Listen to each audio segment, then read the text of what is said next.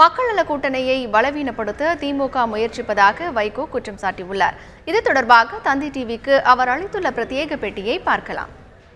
திராவிட முன்னேற்றக் கழகத்தின் தலைமை என்ன கூறச் சொல்லுகிறதோ அதை அவர்கள் கூறினால்தான் போன இடத்தில் அவர்களுடைய நம்பிக்கையை பெற முடியும்.